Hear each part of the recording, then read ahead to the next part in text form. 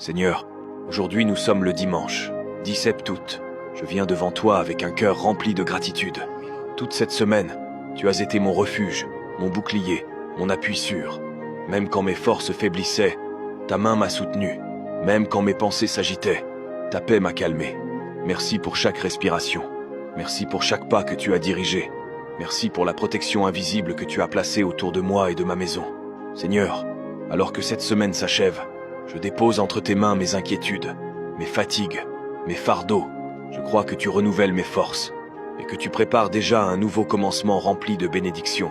Fais briller ta lumière sur ma vie. Restaure mon âme, renouvelle mon esprit et que ma bouche ne cesse jamais de te louer. Seigneur, je termine cette semaine dans la paix de ton amour et je commence la suivante avec l'assurance de ta fidélité. Dans le nom glorieux de Jésus-Christ, j'ai prié. Amen.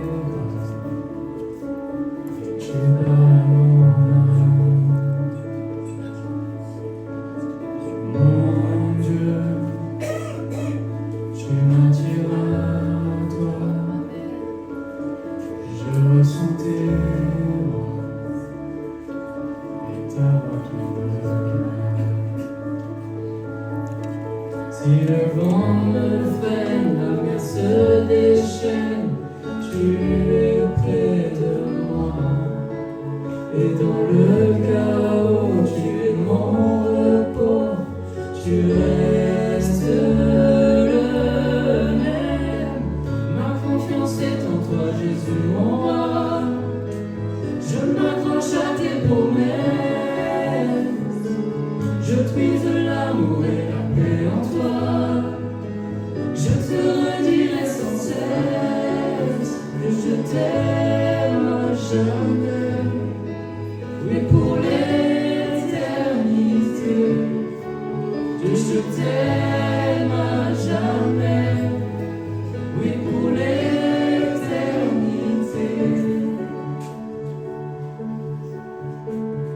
Mon Dieu, chante tes merveilles, et toi l'ami fidèle, et tu es mon sauveur. Ta grâce se répand du ciel, amour sans pareil, et tu es mon Seigneur.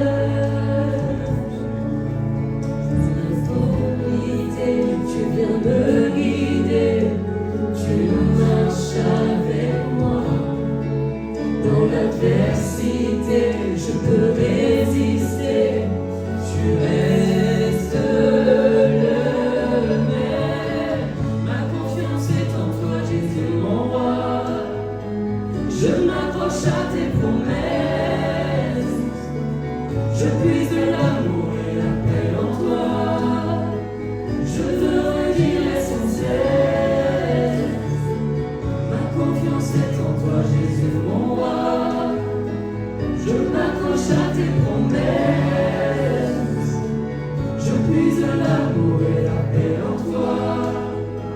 Je te redirai sans cesse, Dieu, je t'aime à jamais.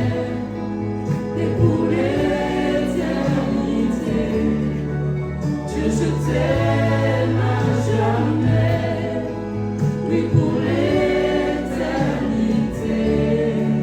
Dieu, je t'aime à jamais. Et pour l'éternité, Dieu, je t'aime à jamais. Et pour l'éternité.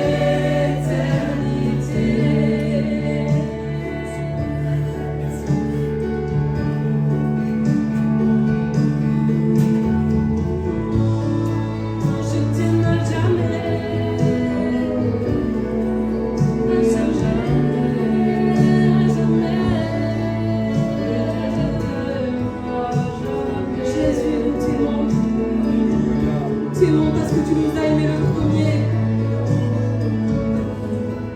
cœur, qui te disons tout notre amour, qui te disons tout notre amour, Jésus.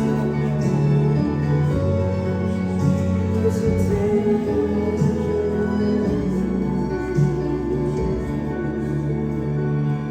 Notre confiance est en toi, Jésus, mon roi. Je m'accroche à tes promesses. Je puise l'amour et la paix en toi. Je te redirai sans cesse. Ma confiance est en toi, Jésus, mon roi. Je m'accroche à tes promesses. Je puise l'amour et la paix en toi. Je te redirai sans cesse que je t'aime à jamais et pour l'éternité. Dieu, je t'aime à jamais, oui pour l'éternité. Dieu, je t'aime à jamais, et pour l'éternité. Dieu, je t'aime à jamais, oui pour l'éternité.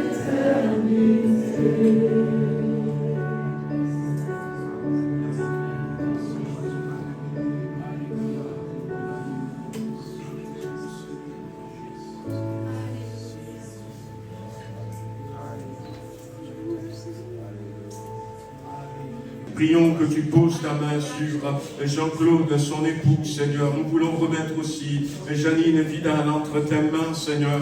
Tu es le Dieu qui est capable de guérir, de relever, Seigneur, de changer même, Seigneur, les organes, les cellules de notre corps. Seigneur, notre Dieu, nous prions pour Monsieur Santana, que nous remettons également entre tes mains, Seigneur, pour mon frère, pour ma soeur, quelqu'un qui est là au milieu de nous ce matin, Seigneur, qui a un souci dans sa santé, qui a un besoin particulier. Seigneur, nous voulons te louer, t'adorer, nous voulons glorifier le Dieu qui entend lorsque nous l'appelons au secours, Seigneur, et nous voulons croire ce matin que tu as entendu le cri de ton Église en faveur, Seigneur, de ses bien-aimés, en faveur de tous ceux qui sont là, Seigneur.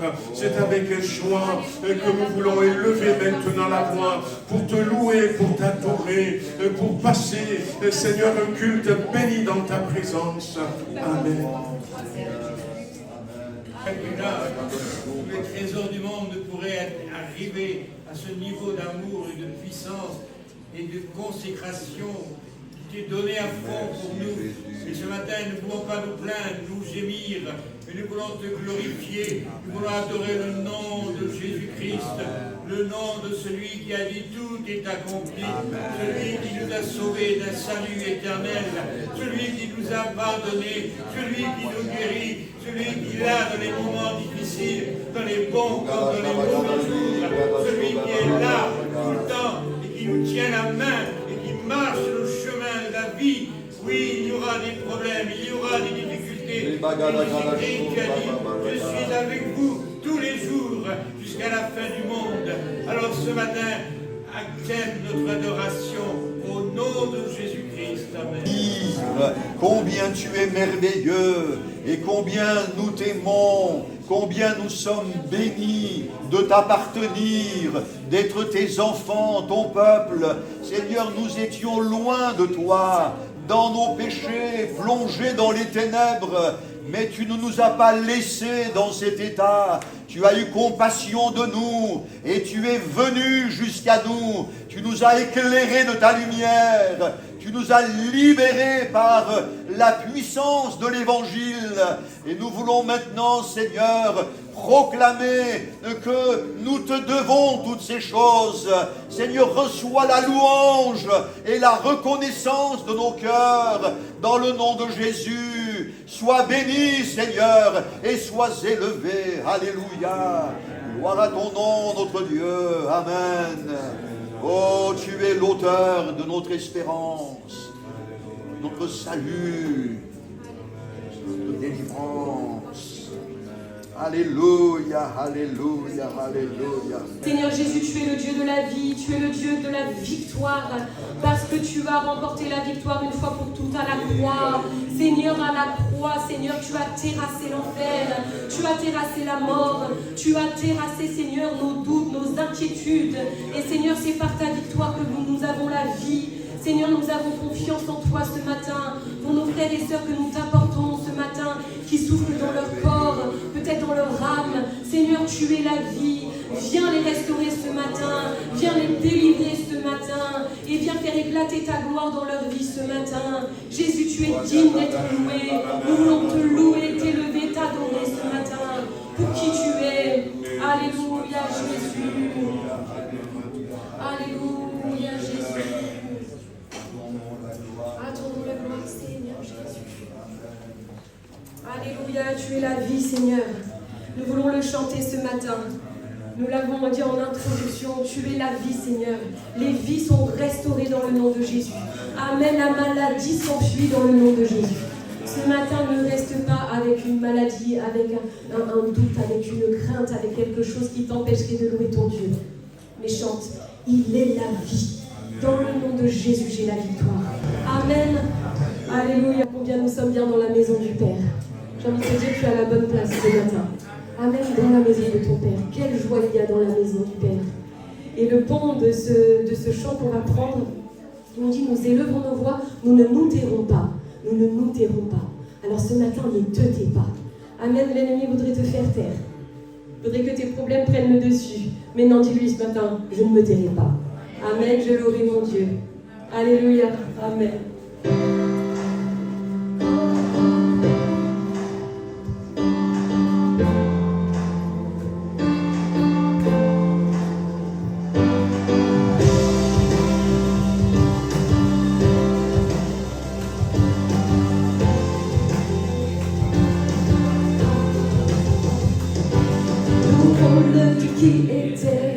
Adorons le Dieu qui est, glorifions le Dieu qui sera à jamais.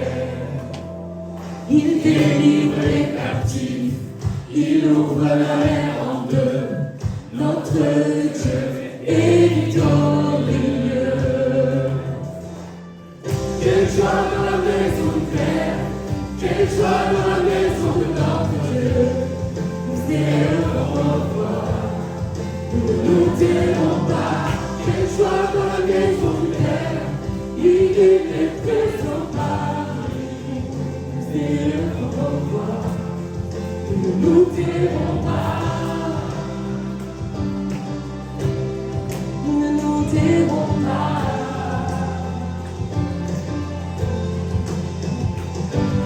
Louons le Dieu qui guérit, louons le Dieu qui agit. Louons le Dieu qui nous ouvre le chemin. Sur la croix, il s'est livré, puis il est ressuscité. Notre Dieu nous donne vie. Hey. Quelle joie dans la maison du Père, quelle joie dans la maison de notre Dieu. Nous élevons nos voix, nous ne nous tairons pas.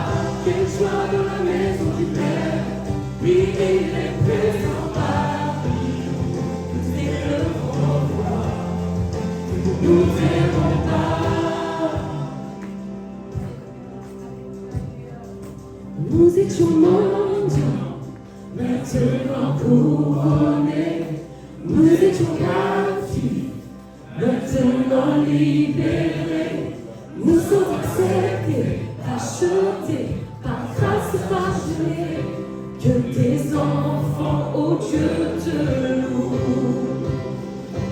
Nous étions mendiants, maintenant couronnés. Nous étions captifs, maintenant libérés. Nous sommes acceptés, pardonnés, par grâce rachetés. Que tes enfants, ô Dieu, te louent.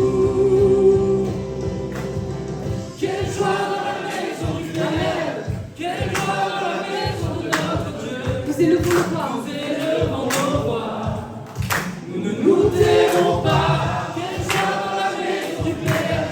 Oui, il est présent parmi nous. Nous élevons nos voix. Nous ne nous tairons pas. Quelle joie dans la maison du Père. Quelle joie dans la maison de notre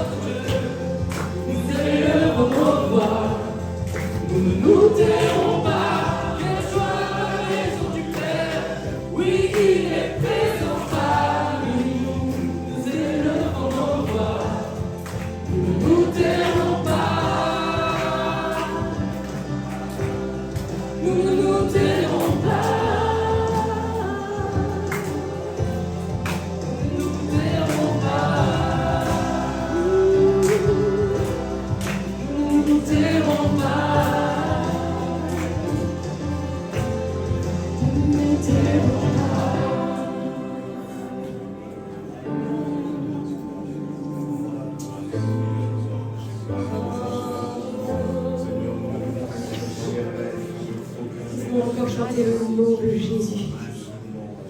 Le nom de Jésus qui agit ce matin dans ta vie. Alléluia. Dis-lui à quel point tu es émerveillé de sa présence, émerveillé de son amour, émerveillé de ses œuvres. Il veut agir dans ta vie ce matin, sois-en sûr. Nous nous prosternons devant le nom de Jésus-Christ, le nom qui est au-dessus de tous les noms, Alléluia. le seul nom qui a été donné dans le ciel et sur la terre, par lequel nous pouvons être sauvés. Le salut est en ton nom, Seigneur, la paix est dans ton nom, la guérison est dans ton nom, Seigneur, le relèvement est dans ton nom, Seigneur, la sainteté est dans ton nom. Nous louons ton nom, nous t'élevons ce matin. Nous te magnifions, Seigneur, nous célébrons ce nom glorieux. Alléluia.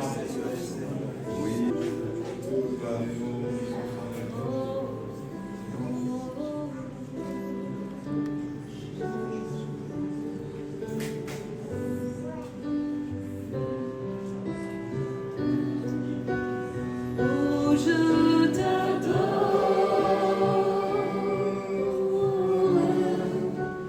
Oui, je t'adore.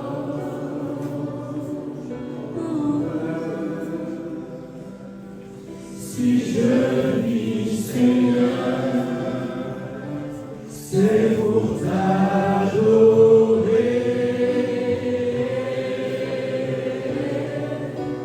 Oh, je t'adore. Oui, je t'adore.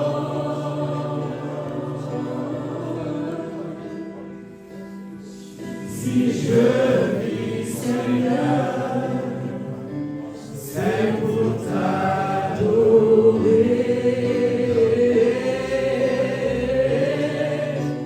Oh, je t'adore, oui, je t'adore, Seigneur.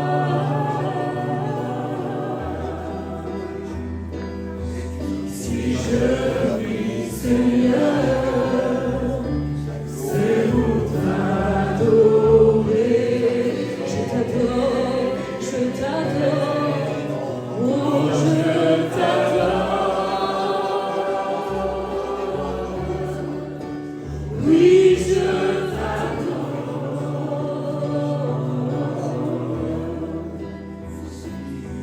Si je vis, Seigneur, c'est pour t'adorer.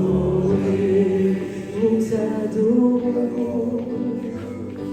Jésus, nous t'adorons, Jésus, nous t'adorons, Jésus, tu es souverain.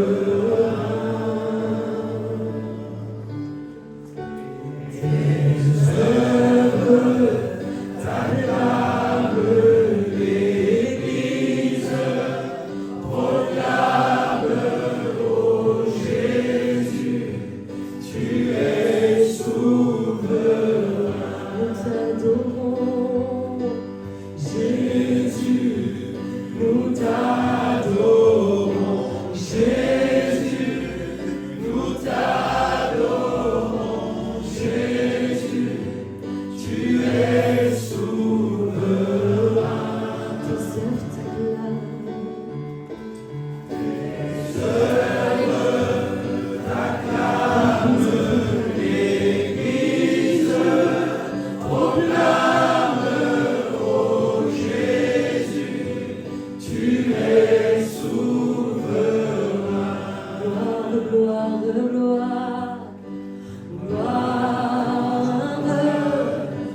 gloire, gloire, nous chantons gloire, gloire, gloire, gloire à l'agneau, car il est glorieux et digne de régner. L'agneau est souverain. Nous élevons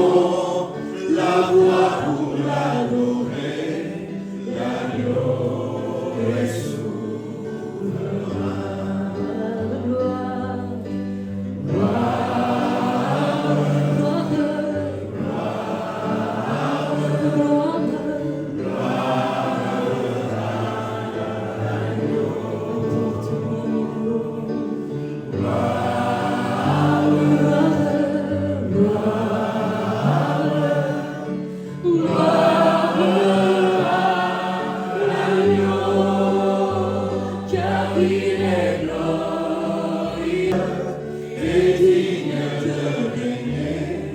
L'agneau est souverain. Nous élevons la voix pour l'adorer. L'agneau est souverain. L'agneau est souverain. L'agneau est souverain. Alléluia. Est-ce qu'on peut lui apporter gloire, gloire, gloire? Gloire à l'agneau, gloire à celui qui a vaincu la mort. Gloire à toi, Jésus. Gloire à toi pour le salut de nos âmes. Gloire, gloire à l'agneau immolé, à celui qui est mort par amour pour nous, celui qui a été sacrifié par amour pour nous. Oh, apporte-lui la gloire ce matin. Apporte-lui ta louange. Il a fait de toi un racheté. Il t'a donné une vie nouvelle. Alléluia, Seigneur, tu mérites notre louange ce matin. Tu mérites, Seigneur, nos cœurs qui t'aimons. Tu mérites nos bouches qui chantons tes louanges, Seigneur Jésus. Il n'y a personne comme toi, Seigneur Jésus. Alléluia, alléluia. Alléluia. Jésus, tu es souverain. Alléluia, tu es l'agneau sur son trône. Tu règnes ce matin, Jésus. Alléluia, à toi la louange, Seigneur Jésus, à toi la gloire. À toi l'adoration de ton peuple ce matin.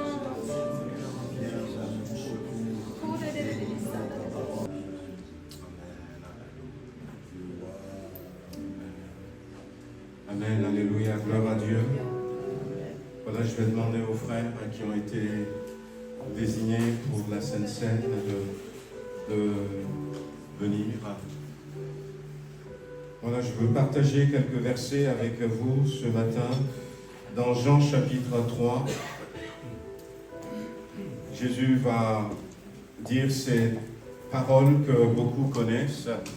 Car Dieu a tant aimé, le verset 16, car Dieu a tant aimé le monde qu'il a donné son Fils unique, afin que quiconque croit en lui ne périsse point, mais qu'il ait la vie éternelle.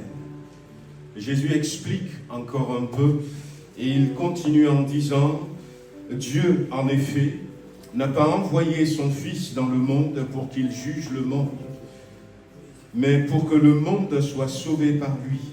Celui qui croit en Jésus n'est point condamné, n'est point jugé.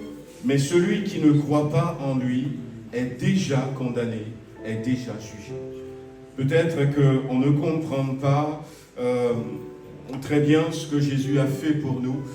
L'apôtre Paul nous expliquera, surtout dans ses épîtres et dans l'épître aux Romains, qu'il n'y a pas de juste, pas même un seul. Tous ont péché et sont privés de la gloire de Dieu. Quand Jésus est venu dans le monde était déjà condamné. Le monde était déjà condamné, le monde était déjà jugé, parce qu'il n'y avait personne dans le monde qui soit juste.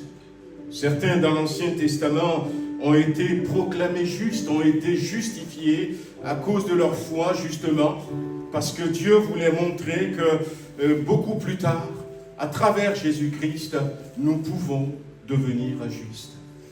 Et si nous acceptons Jésus, eh bien nous quittons la condamnation. Mais si nous ne l'acceptons pas, nous restons dans la condamnation. C'est pour ça que Jésus a dit, Dieu ne m'a pas envoyé pour condamner le monde. Il n'y a pas besoin parce que le monde est déjà condamné. Mais il m'a envoyé pour sauver le monde. Celui qui croit en moi, celui qui me reçoit, il n'est plus sous la condamnation, mais il est libéré de la condamnation. Et c'est bien de se rappeler ce que Jésus a fait pour nous, dimanche après dimanche. Amen. Et de vivre pleinement cette liberté dont nous avions entendu parler dimanche dernier, cette liberté que nous avons en Christ.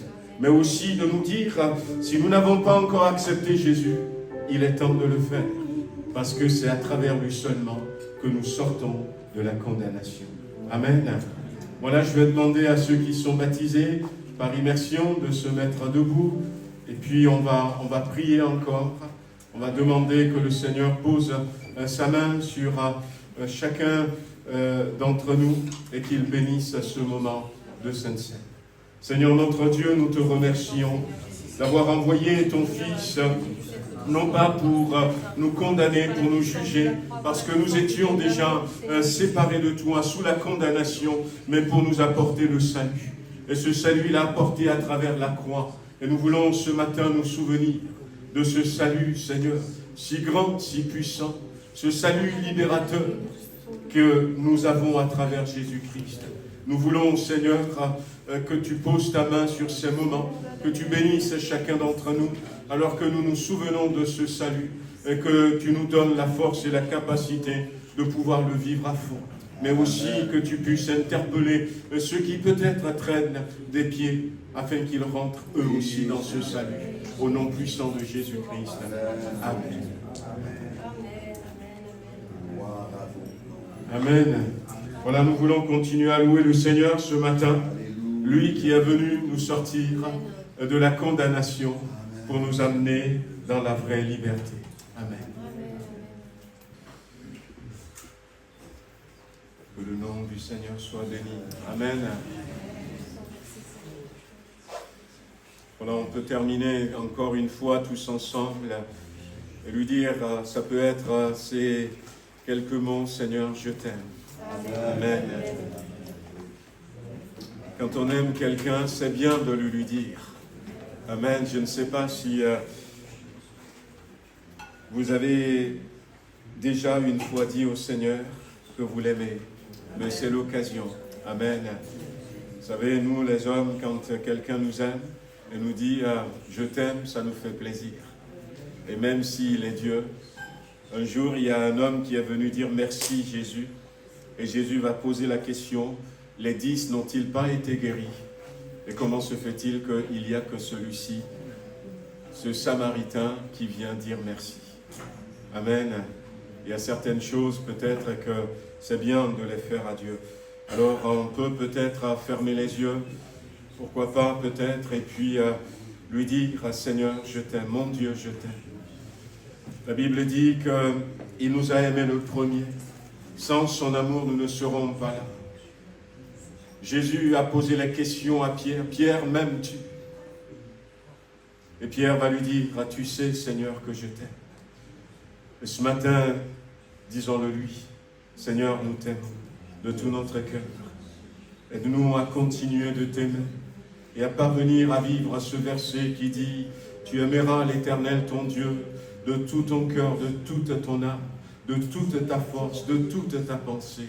C'est ce que nous voulons vivre. Seigneur, nous t'aimons et nous voulons continuer à t'aimer maintenant et pour l'éternité. Béni sois-tu, nous t'aimons parce que tu es dit, nous t'aimons pour ce que tu as fait, pour qui tu es pour nous. Louange, gloire et honneur à ton Saint-Nom. Merci pour cette première partie de ce culte. Merci de bénir la suite de ce culte ce matin, au nom de Jésus-Christ. Amen.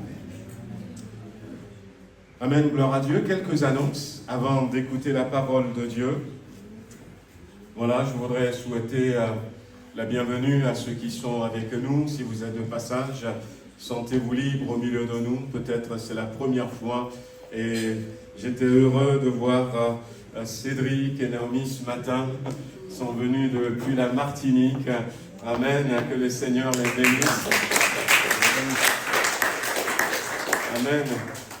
Amen. Certains ne les connaissent pas, mais ils étaient là, ici, avant de partir en Martinique.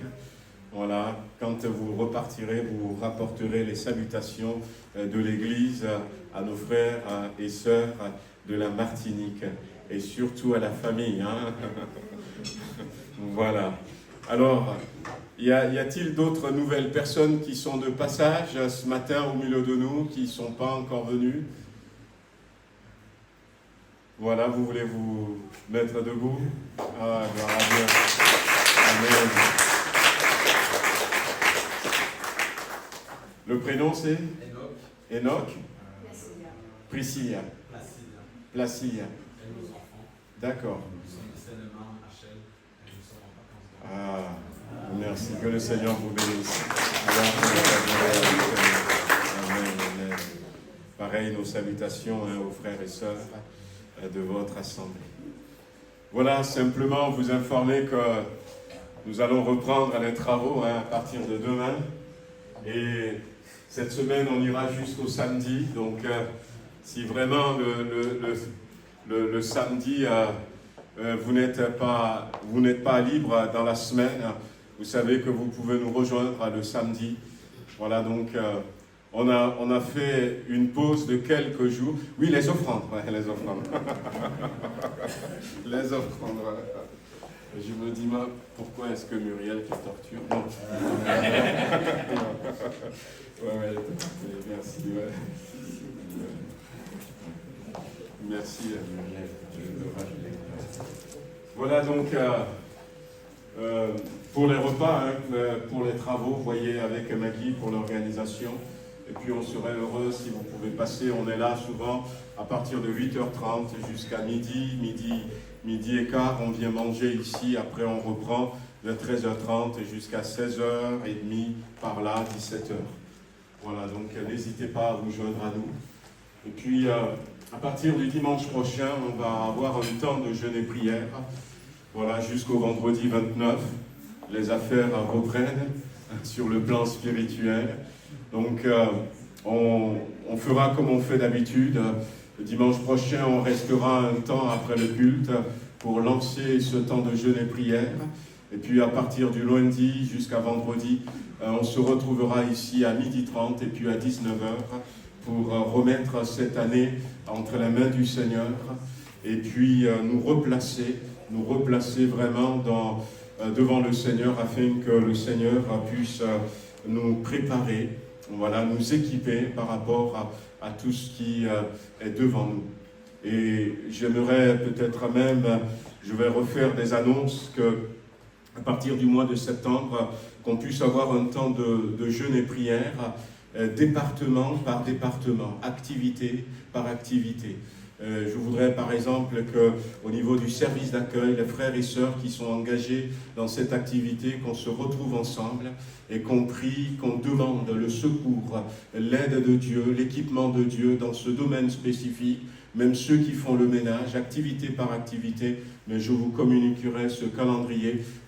Ceux qui s'occupent des enfants, cette année, nous ne voulons pas simplement commencer avec nos enfants comme d'habitude, mais nous voulons vivre une année particulière. Nous voulons que le Seigneur parle à nos enfants. Le temps est court. Le groupe d'évangélisation, vous voyez, le groupe de louanges, les jeunes, on veut se retrouver département par département, activité après activité, tout le mois de septembre devant le Seigneur et que le Seigneur nous aide. Amen. Amen. Voilà donc, sauver pour servir, pourquoi pas vous. On a nos activités, quelques-unes de nos activités. Pensez à vous inscrire pour les activités de l'Église. On a besoin d'étoffer donc nos groupes d'activités parce qu'on se prépare tout doucement pour la nouvelle salle. Et la nouvelle salle, par exemple, au niveau de l'accueil, il nous faudra plus de monde parce qu'il y a 2 entrées. Vous voyez, donc il y aura une entrée en bas pour les parents avec les enfants qui vont aller directement au culte pour enfants. Il y aura une entrée en haut et puis on aura besoin d'étoffer les groupes. Au niveau du ménage, par exemple, ici, ça fait en tout 358 mètres carrés. Là-bas, ça fait le double. Voilà, donc ça fait le double, ça fait presque 680. Si on compte le hall d'entrée, 680, vous voyez. Donc, une seule personne ne pourra pas faire ça. Donc, on aura besoin. On n'a même pas compté la cuisine, on n'a pas compté le bureau, tout ça. Donc, si on compte tout ça en plus, voilà, on aura besoin. Donc, pensez-y, les frères et sœurs, à vous inscrire dans une activité de l'Église. Et puis aussi, On a trois réponses, hein, donc on va reprendre à partir, c'est peut-être à l'affiche, le slide, le prochain slide. Voilà, donc le jeudi 4 septembre, on va reprendre nos réunions, nos cellules de maison. C'est des moments pour partager la parole, s'encourager, poser des questions, se fortifier dans la prière, être entouré, grandir ensemble dans la foi, bâtir des relations fraternelles. Voilà, donc nous cherchons encore des personnes qui veulent mettre leur maison à disposition. Donc on a 2 maisons sur Belleville et on a aussi une maison sur Lucenay. Voilà. Donc, et sur Villefranche, on n'a pour l'instant aucune maison. Mais pensez aussi donc, à vous inscrire pour ces cellules de maison. On a commencé à Belleville il y a quelques mois et on se fait beaucoup de bien. Amen. Voilà, donc c'est tout. Et je laisse la place à Sarah. Juste pour une annonce de plus, on a eu l'idée avec quelques jeunes de regarder ensemble la 5e saison, pour ceux qui connaissent, de The Chosen. Je ne sais pas s'il y en a qui connaissent et qui aiment cette série. C'est une série qui reprend l'histoire de Jésus dès sa venue sur Terre. Et puis je ne sais pas où est-ce qu'ils vont s'arrêter, mais c'est vraiment une série bénissante. On voit la vie quotidienne de Jésus, de ses disciples. C'est vraiment une série qui nous aide à contextualiser et à voir vraiment la vie à l'époque de Jésus, les défis qu'ont aussi les disciples au quotidien. On voit vraiment que c'était des gens comme nous, vraiment des gens comme nous, avec leur histoire, leur quotidien, leur contexte de vie, leurs défis, leur incrédulité parfois. Et c'est vraiment une série, nous en tout cas, certains jeunes qui nous a vraiment encouragés. Et là, la saison 5 est sortie le 15 août sur Netflix. Et on discutait avec Antoine, on se disait pourquoi pas visionner ça à l'église et puis en faire un moment de communion fraternelle aussi. Et d'ouvrir ça à toute l'église. Donc pour ceux qui ont envie de regarder les 3 premiers épisodes, ça sera mercredi à 18h30, le temps de sortir du travail. Donc n'hésitez pas à venir. Vous pouvez amener quelque chose à grignoter. On en fera aussi un petit moment de partage et de convivialité. Voilà. Voilà, donc ce matin, nous avons la joie d'avoir le pasteur Jean-Marc, qui est de passage dans la région et qui a bien voulu, sous ma sollicitation, nous apporter le conseil de Dieu ce matin. Voilà, donc il a été mon pasteur, mon formateur, et puis mon collègue dans l'AEP. On est ensemble tout le temps, donc c'est avec lui qu'on était en Arménie, donc récemment au mois de juillet. Que le Seigneur nous bénisse à l'écoute de sa parole et que le Seigneur bénisse son serviteur. Que le Seigneur soit béni. C'est une réelle joie de vivre ce culte avec vous. Voilà, j'étais dans la région proche, là, je suis là depuis vendredi jusqu'à demain soir. Et je remercie Lolo pour sa proposition. C'est toujours une grande joie de revoir l'assemblée de Villefranche et ma grande fille. Eh oui, bien sûr. Voilà, alors on va, après avoir béni le Seigneur à juste titre, parce qu'il y a tellement de raisons de le louer, de lui dire merci et de nous émerveiller de sa personne et de son amour qu'il nous a révélé en Jésus. On va partager sa parole maintenant et je vais vous proposer pour commencer 2 lectures qui se trouvent dans le livre de la Genèse. La première lecture se trouve dans le chapitre 41 de la Genèse. Vous allez vous apercevoir qu'il s'agira d'un personnage majeur de l'Ancien Testament, Joseph. Et on va lire ensemble donc au chapitre 41 le verset 50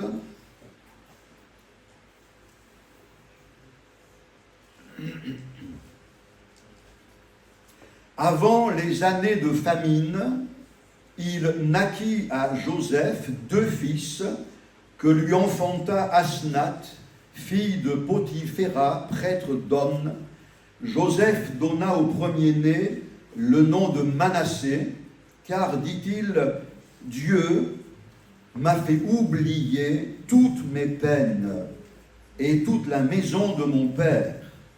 Et il donna au second le nom d'Éphraïm, car, dit-il, Dieu m'a rendu fécond dans le pays de mon affliction. Amen. Au chapitre 48 maintenant, toujours dans la Genèse, on va lire à partir du verset 8.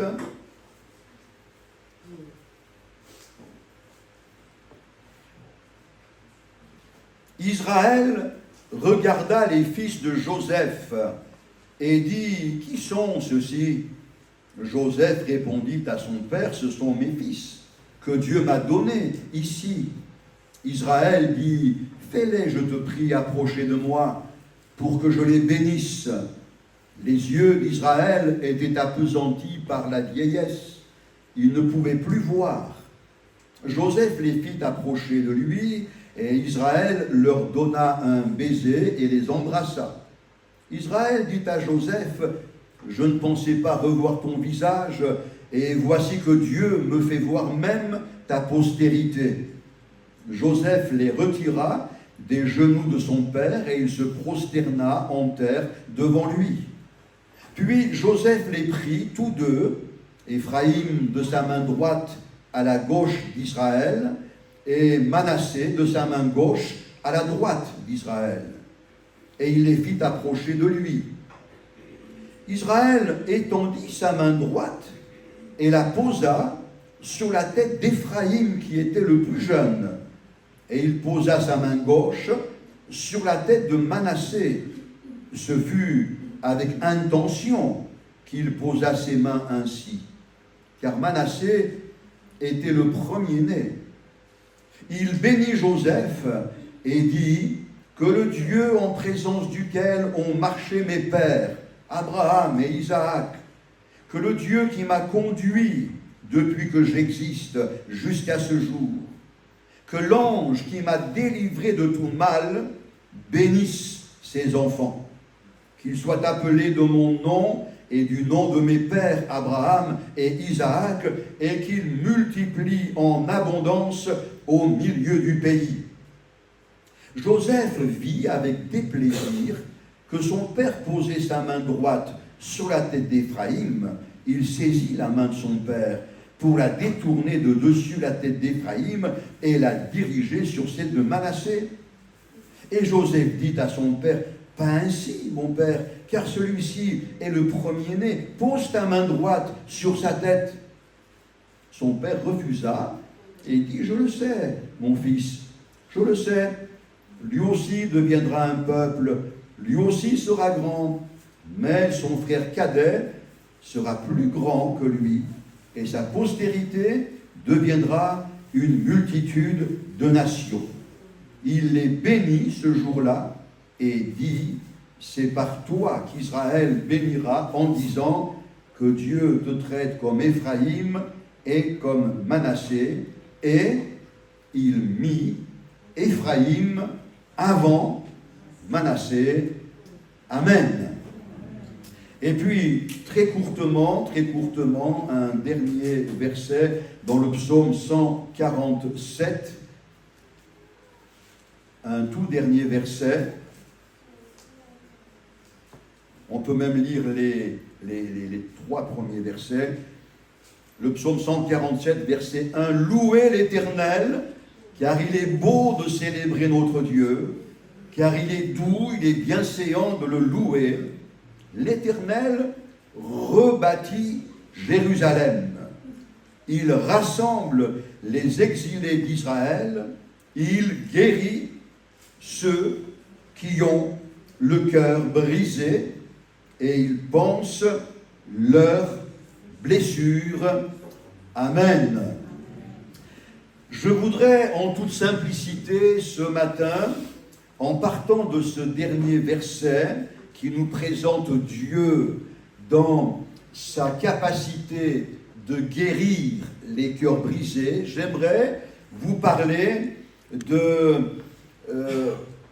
la réparation que le Seigneur est capable d'opérer dans nos vies. Je ne sais pas vous, mais moi, au terme des 54 ans où je marche avec le Seigneur, j'ai souvent eu besoin de recevoir de Dieu la réparation intérieure de très nombreux facteurs, des circonstances, des événements que je n'aurais jamais voulu traverser se sont présentés en chemin, m'infligeant toutes sortes de conséquences intérieures, des inquiétudes, des frustrations, des déceptions, de la tristesse, le deuil, de la contrariété, de l'étonnement, des choses dures à vivre. Mais si je me présente devant vous ce matin, c'est parce que Dieu a toujours été là pour apporter la réparation. La réparation. Et j'aimerais vous parler ce matin sur ce thème. Je me suis laissé dire qu'il y a environ 5 siècles au Japon, un potier en a eu assez de voir ses confections se briser. Par maladresse, quelquefois, il lui arrivait de toucher un joli vase en porcelaine et le vase tombant se brisait. Alors bon, il ramassait les débris et il les jetait. Et puis un jour, il a eu une pensée subite. Après avoir fait tomber par inadvertance un magnifique vase qui s'est brisé, il s'est dit, je vais relever le défi de lui donner une deuxième chance. Il a soigneusement ramassé chaque débris. Il les a positionnés sur son établi. Et il a réfléchi. Et dans sa réflexion et dans sa motivation, il a confectionné une laque colle très solide. Et avec cette laque, une à une, il a rassemblé les pièces. Et il a reconstitué son vase. Et puis il s'est dit, je vais lui donner une deuxième chance, mais avec une bonification. Et il a pris de la poudre d'or et il a saupoudré sur la laque de la poudre d'or. Il a laissé tout cela sécher, se consolider, et délicatement, il a poli ce que l'on peut appeler les cicatrices du vase, et il a obtenu un chef-d'œuvre. Et ce vase qui, au départ, était un vase parmi d'autres, est devenu unique. Et ce Japonais a été le père d'un art qui aujourd'hui est très répandu et reconnu et prisé, le kintsugi, qui signifie en japonais les cicatrices d'or. Les cicatrices d'or. Et ça, c'est arrivé il y a environ 5 siècles, mais bien avant que le japonais n'existe, Dieu, dans sa parole, se révèle à nous comme le Dieu de la deuxième chance. Comme le Dieu qui relève le défi de reconstituer ce que, en raison du péché, l'adversaire a réussi à démolir, à abîmer, à détruire dans la vie de l'être humain. Dieu, voyant ce spectacle pitoyable, va relever le défi. Dieu ne renonce pas. C'est toujours Dieu qui a le dernier mot. Que quelqu'un dise Amen ce matin. C'est toujours Dieu qui a le dernier mot. Et dans ta vie, c'est toujours le Seigneur qui aura le dernier mot. Parce que c'est le Dieu de la réparation. Il répare. Et lorsque nous devenons le produit fini de sa réparation, nous devenons des vases uniques. Amen.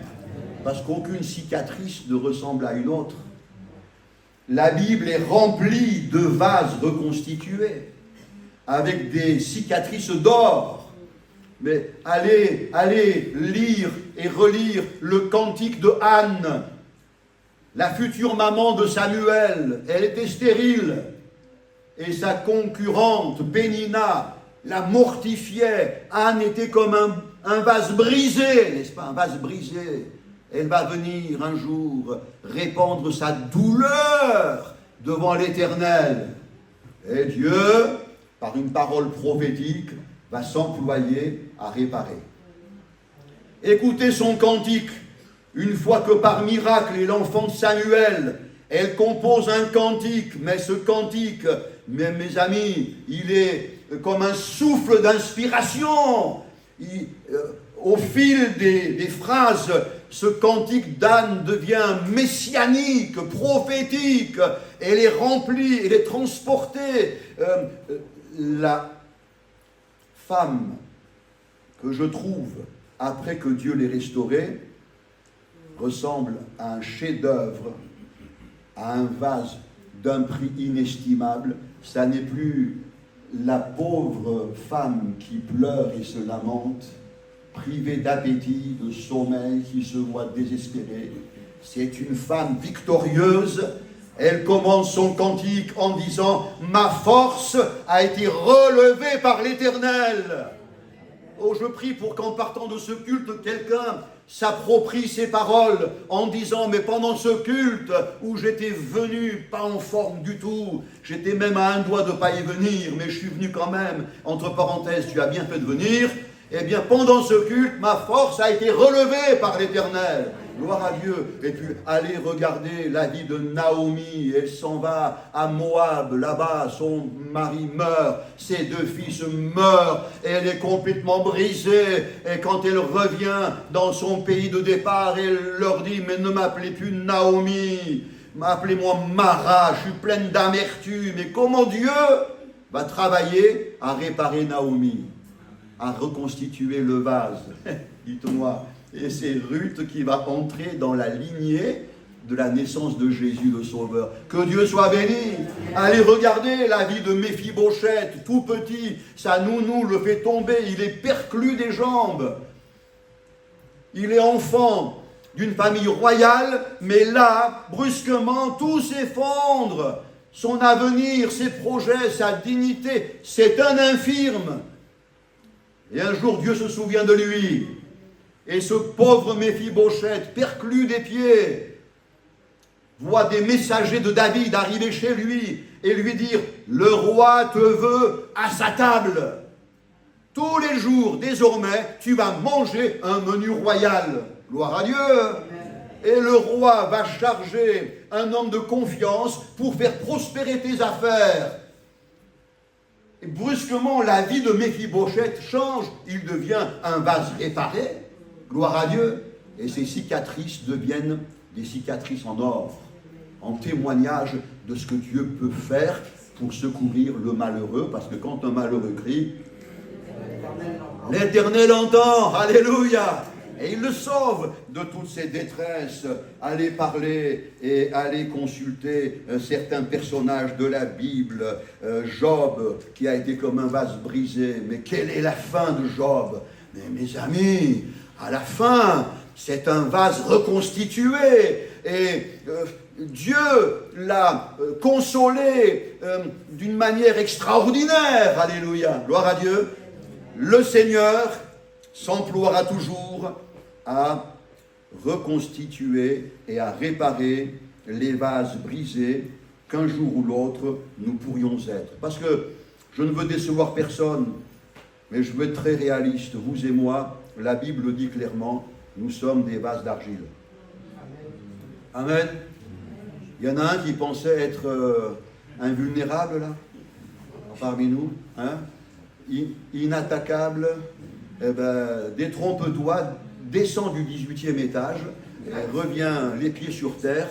Toi et moi, nous sommes des vases d'argile. Et parfois, il ne faut pas grand-chose pour que ce vase d'argile, qui est un vase fragile, eh ben, se fissure et même se casse. Eh bien, Dieu ne va pas le mettre au rebut, mais Dieu va le réparer. Et après réparation, ce vase d'argile va devenir un chef-d'œuvre. Écoutez-la, la femme à la perte de sang. Imaginez sa détresse, sa souffrance, l'opprobre, la honte, sa santé, plus de force, sa réputation est entachée. Elle était riche, elle devient complètement dans la précarité, elle dépense tout son argent auprès des médecins, son état s'empire, etc. Elle est brisée, son avenir est bouché, et puis elle entend la bonne nouvelle, Jésus passe par là. Alors la foi naît en elle, et elle se dit, si je peux toucher le bord de son vêtement, je serai guéri. C'est ce qui s'est passé. Et elle vient par derrière. Elle se ferait un chemin dans la foule compacte, elle touche l'ourlet de sa tunique. Instantanément, elle est visitée par la puissance du Seigneur Jésus. Quelqu'un m'a touché. J'ai connu que quelqu'un m'a touché, car une force est sortie de moi. Qui m'a touché? Et regardez-la, tremblante, elle se distingue de la foule, elle dit, c'est moi, Seigneur. Et la Bible nous dit que devant toute la foule, elle se met à raconter son expérience. Elle raconte son état initial de vase brisé. Et là, son visage rayonne. Elle raconte le miracle instantané qui vient de se produire en elle. C'est un beau vase.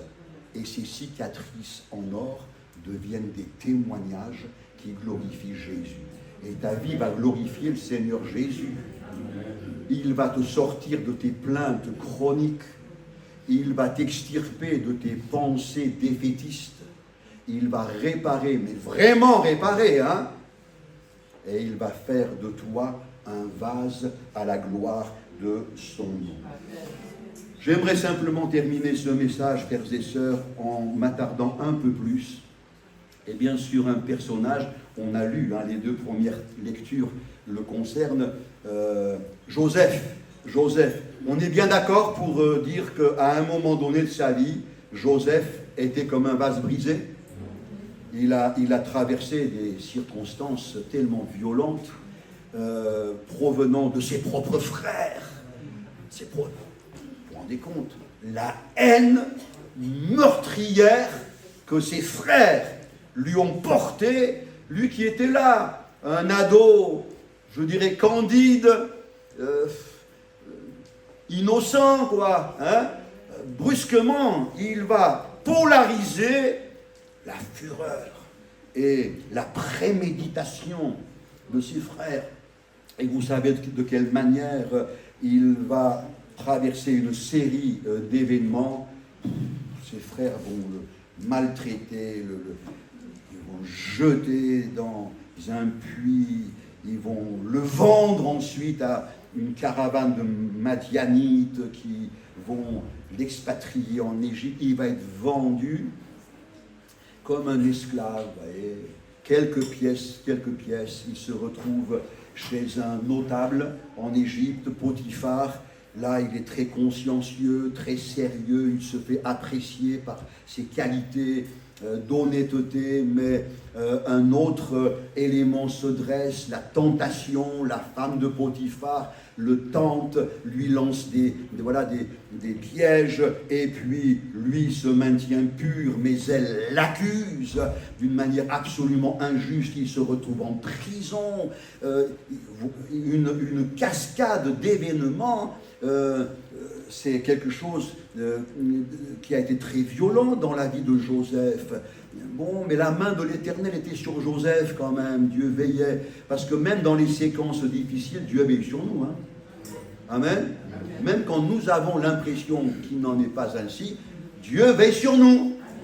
Même quand on est dans une spirale qu'on ne contrôle plus, Dieu, lui, reste au contrôle. Alléluia, hein? Et dans la prison, quand même, Dieu lui donne des révélations, il apporte des paroles inspirées à l'un, à l'autre, et ça permet que le panetier, les chansons sortent de prison, le panetier l'oublie complètement, il traverse l'ingratitude, c'est incroyable, la séquence de crises, d'épreuves, de tribulations que Joseph a traversées. Un vase brisé, sur lequel cependant Dieu avait les regards. Eh ben voilà, Dieu a dit, moi je vais relever le défi. Je ne vais pas ramasser les morceaux pour les mettre dans un carton, je vais relever le défi. Ce Joseph, je vais en faire un vase d'un grand prix.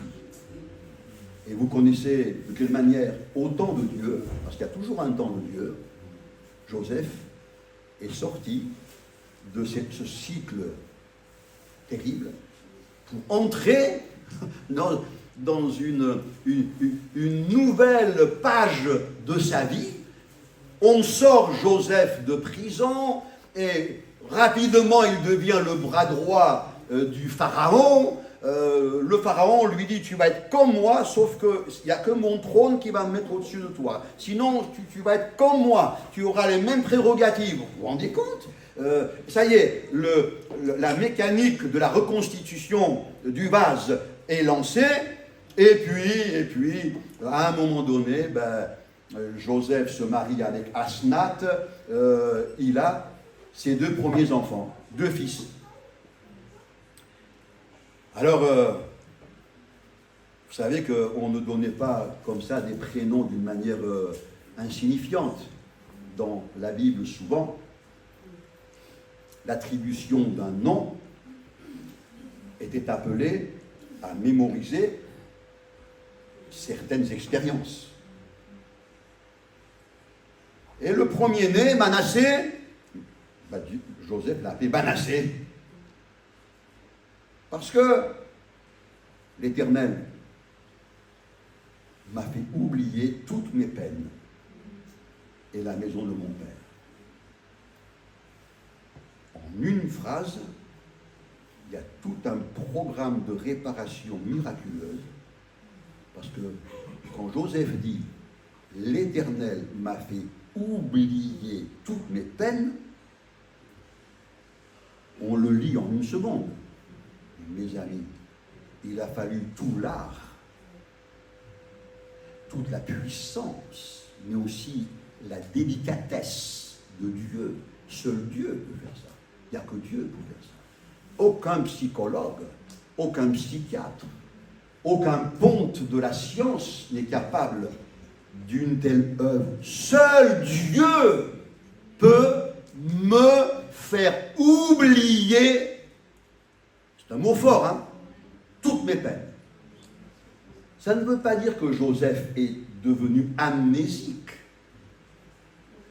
Il a continué de se souvenir des événements, mais au fond de son âme, Dieu avait réalisé une œuvre de réparation. Sa révolte n'était plus. Son désir de revanche avait disparu. Son intention de se justifier et de se réhabiliter en démontrant par lui-même les choses, ça n'existait plus. Dieu lui a fait oublier toutes ses peines. Et le Dieu de Joseph, c'est ton Dieu. C'est le même Dieu. Oui ou non? Il peut, toi aussi, te faire oublier toutes tes peines. C'est dommage de constater que même chez les chrétiens, des bien-aimés traînent avec eux des blessures, des fractures qui remontent à leur enfance. À leur enfance. Mais si tu laisses le Seigneur qui s'appelle Yahvé, Jireh, l'Éternel qui te guérit, te guérir, tu pourrais rendre le même témoignage que Joseph. L'Éternel m'a fait oublier toutes mes peines. Amen. Et non seulement cela, mais en me réhabilitant, en me réparant, il fait de moi un chef-d'œuvre, un vase unique, en témoignage de sa puissance miraculeuse. Que Dieu soit béni. Est-ce que quelqu'un veut devenir un vase unique parmi nous? 2 personnes. Ben moi je veux. Hein. Ah si. Hein. Dieu peut faire de toi un vase unique. Et il peut cicatriser tes fractures et tes blessures et les saupoudrer de poudre d'or. Vous savez que dans la Bible, l'or symbolise le divin. Et il peut faire de toi un témoin, une témoin moderne, contemporain, là, au sein de ta génération, parmi ta famille, parmi tes collègues au travail, tu peux devenir un vase dont les cicatrices d'or glorifient Jésus. Tu peux dire, j'étais comme ça, maintenant je suis devenu quelqu'un de transformé et je le dois à un miracle de l'amour de Dieu. Amen. Que le Seigneur le fasse ce matin. Amen. Alors l'Éternel m'a fait oublier toutes mes peines. Et puis, il n'a pas fini sa phrase qu'un deuxième enfant arrive. C'est un peu plus tard quand même, un peu plus tard. Un deuxième enfant arrive. Et là, réfléchis, je vais l'appeler Éphraïm, qui veut dire fertilité, fécondité, abondance, prospérité. Alors il l'a appelé Éphraïm. Oui, parce qu'après avoir cicatrisé tes plaies et réparé tes fractures, Dieu veut t'introduire dans une autre dimension, la dimension Éphraïm. Est-ce que quelqu'un veut vivre dans la dimension Éphraïm? Amen. Fertilité, fécondité, abondance, bonheur, vie victorieuse, alléluia, vie spirituelle abondante, dons spirituels, foi efficace, alléluia, gloire à Dieu. Hein. Ça c'est Éphraïm. Après m'avoir réparé, Dieu veut m'introduire dans une nouvelle séquence de ma marche chrétienne qui est selon l'abondance de sa bénédiction. Alléluia. Amen. Quel témoignage. Alors il est heureux. Ah, il est heureux, Joseph. Ça y est, c'est un vase réparé, un vase unique. Et ses cicatrices d'or glorifient l'Éternel. Et il apprend que son père, Jacob, Israël, est très malade, 147 ans. Je vous le souhaite à tous, hein, mais très malade. Alors il se dit, je vais honorer mon père. Et je veux absolument que mon père voie mes 2 fils et qu'il les bénisse avant de quitter la terre. Alors il vient. On avertit Israël, mais ton fils Joseph vient avec les 2 petits. Et la Bible nous dit que Israël était, en fait, il était prosterné au chevet de son lit dans l'adoration. J'imagine le tableau, ce vieillard dans l'adoration. Gloire à Dieu. Un serviteur dit, il y a ton fils qui vient. Alors, Israël, la Bible dit, rassemble ses forces. Il se met assis. Il a fait un effort. Hein, et il accueille Joseph et les 2 petits. L'intention de Joseph, c'est que son père bénisse ses 2 enfants. D'ailleurs, c'est ce que Israël va dire. Approche-le, approche. J'aimerais les bénir. Et comme la tradition l'exigeait, Joseph prend de la main droite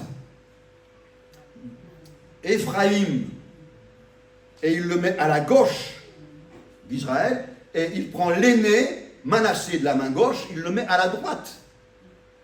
Parce que l'aîné recevait la bénédiction majeure qui est symbolisée par le côté droit.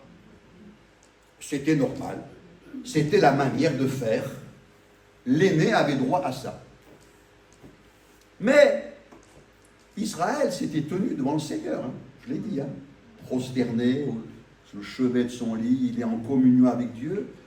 Et même si ses yeux physiques n'y voient plus rien, intérieurement, il les voit très clairs. Et Dieu l'inspire. Et il fait un truc, alors là, que Joseph n'attendait surtout pas. Imaginez le tableau. De sa main droite, il met sa main sur Éphraïm à gauche. Et de sa main gauche, il impose sa main sur Manassé à droite. Vous voyez les bras qui se croisent comme ça. Imaginez le tableau et le patriarche prononce une bénédiction pour ses deux enfants. Mais Joseph ne comprend pas. Il est bousculé. Il a encore besoin que sa mentalité se laisse façonner par la sagesse de Dieu. Alors Joseph dit, papa, tu n'y vois plus rien. Hein. C'est pas comme ça. Papa, qu'est-ce que tu fais? C'est pas comme ça. Et il prend la main droite d'Israël pour la mettre sur Manassé. Mais Israël refuse. Il est vieux mais têtu quand même. Hein? Convaincu des choses de Dieu. Amen. Et je le sais, mon fils, je le sais. Manassé aussi sera grand. Mais son frère Éphraïm sera plus grand. Ça signifie quoi au niveau spirituel, tout ça? Est-ce que c'est une préférence, comment dire, arbitraire, comme ça? Il n'y a pas d'explication, il y a une explication. Il y a un message spirituel. Dieu est en train d'inverser les choses. Joseph énonce les choses dans un certain ordre. Premièrement, l'Éternel m'a fait oublier toutes mes peines. Deuxièmement, une page d'abondante bénédiction s'ouvre et Dieu inverse les choses. Dieu dit, le miracle de la réparation de tes peines, tu vas continuer de t'en souvenir, mais ça va passer au deuxième plan. Et ce que je veux maintenant, c'est que Éphraïm, la fécondité, la vie spirituelle abondante passe au premier plan. Comprenez là le message? Et je prie pour que ça puisse faire un déclic dans le cœur de quelqu'un ce matin. Parce que tout en sachant que Dieu veut pour toi une vie spirituelle abondante, il y a certains souvenirs qui demeure au premier plan et que Dieu aimerait reléguer au deuxième plan pour que la vie abondante en Christ devienne l'essentiel de ta marche chrétienne. Quel qu'ait été ton passé, mon bien-aimé, Dieu veut pour toi une vie spirituelle abondante, pas rituelle, qui ronronne dans une tradition religieuse, même qualifiée de pentecôtiste, mais une tradition pentecôtiste, ça n'est plus pentecôtiste en fait. Parce que ce qui caractérise le pentecôtisme, c'est le ministère du Saint-Esprit quand même.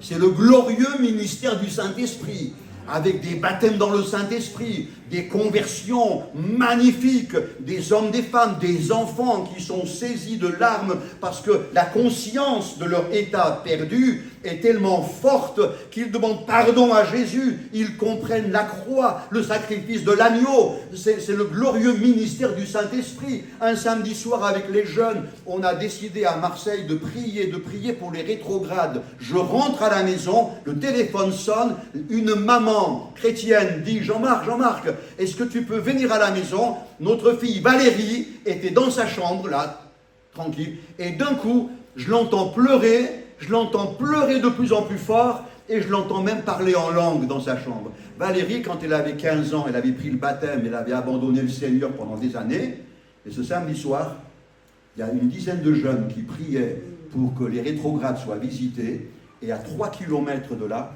une rétrograde a été visitée par le Saint-Esprit. Et après, avec les filles, on a été chanter à Marseille-la-Rose. Bien des années plus tard, mais Valérie, elle est toujours là. Ça, c'est le glorieux ministère du Saint-Esprit. Et ce que Dieu veut pour toi individuellement et pour l'église de Villefranche, au plan communautaire, c'est qu'au premier plan, il y ait Éphraïm. la vie abondante, une vie spirituelle, avec le surnaturel de Dieu, une parole de connaissance, une parole de guérison, avec des convictions de péché, des témoignages merveilleux, que le Seigneur le fasse pour vous, pour moi, pour nous, dans ces temps difficiles. C'est là la volonté de Dieu. Ma conclusion est la suivante, frères et sœurs, pardonnez si j'ai un peu prolongé le propos, ma conclusion sera la suivante. Vous vous rappelez, je vous ai dit que l'apôtre Paul nous compare à des vases d'argile. Le même apôtre Paul nous compare aussi à des vases de miséricorde. De miséricorde. Il y a une chose que je veux surtout jamais oublier, c'est que le vase que je suis devenu est ce qu'il est, parce qu'un jour, Dieu a eu miséricorde. La miséricorde de Dieu. C'est un mot qui se compose de deux mots, misère et cœur. En fait, c'est le cœur de Dieu qui est touché par la misère de l'homme. Ça, c'est la miséricorde. Un jour, ma misère a touché le cœur du Seigneur, la tienne de même. Et la miséricorde de Dieu, c'est une constante qui m'est indispensable. Après un demi-siècle, j'ai plus que jamais besoin de la miséricorde de Dieu. L'apôtre Paul, toujours lui, va présenter Dieu dans 1 Corinthiens chapitre 1, verset 3, comme étant le Père des miséricordes. Le Père des miséricordes. C'est extraordinaire. Ça fait réfléchir. Vous pourrez dire, mais pourquoi pas le Père de la miséricorde? J'aimerais terminer sur cette image, frères et sœurs, et comparer la miséricorde divine à un fleuve. Là, c'est Villefranche-sur-Saône. Mais la Saône se jette dans le Rhône. Et le Rhône coule tout au long de la vallée du Rhône. Et en approchant de la mer Méditerranée, le Rhône se partage en plusieurs bras. Je comparerai de la même manière la miséricorde de Dieu à un fleuve unique. C'est le fleuve de la miséricorde de Dieu. Mais en approchant, non pas de la mer Méditerranée, mais en approchant de l'humanité, ce fleuve, il se partage en plusieurs bras. Gloire à Dieu. À mon premier culte, j'avais 16 ans, au mois d'août 71, j'avais 16 ans. Il y avait 500 chrétiens dans ce culte. À un moment donné, il y a, je dirais, entre guillemets, un bras de la miséricorde de Dieu qui s'est dirigé vers l'adolescent que j'étais. Comment? Une mamie a apporté un don spirituel. Dans ce don spirituel, mes questions cachées et secrètes étaient énoncées mot pour mot, et Dieu était en train de travailler mon cœur. Alléluia, gloire à Dieu. Ce que je veux dire par là, c'est que lors d'un culte où nous sommes peut-être 80, 100, 120, que sais-je, la miséricorde de Dieu, en s'approchant de nous, va se partager en plusieurs bras pour visiter chacun individuellement. Dieu sait parfaitement ton besoin personnel. Alléluia.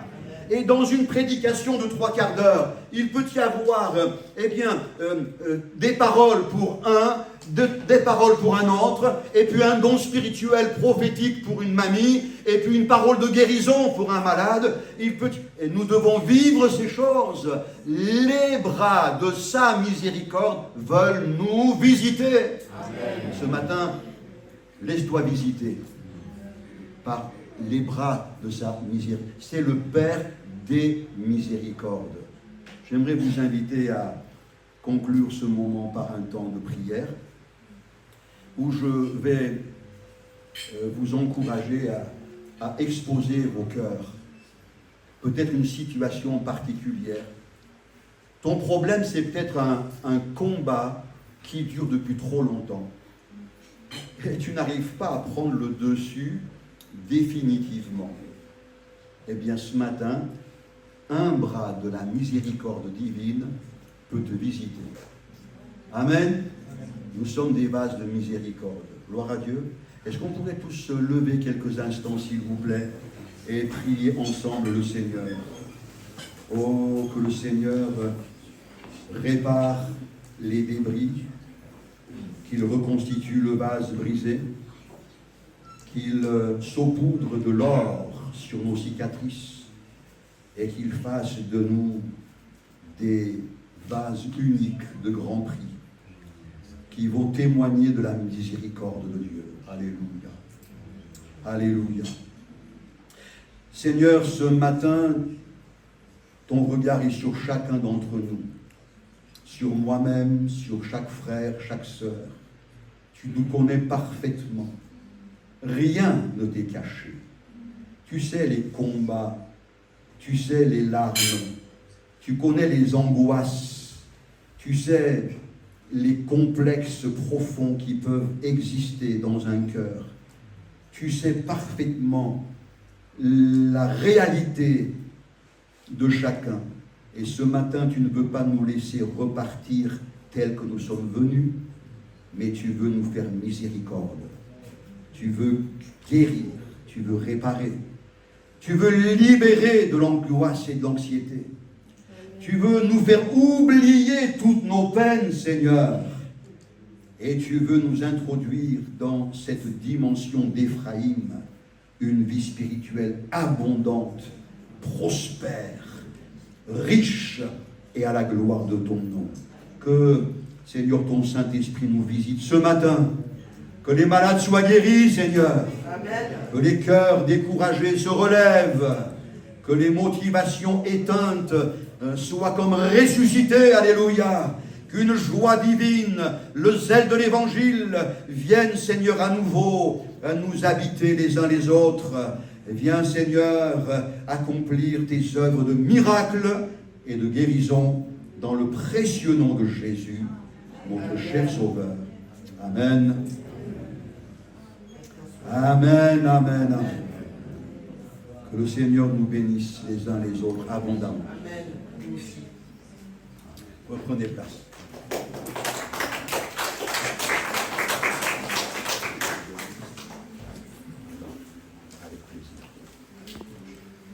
Amen, gloire à Dieu.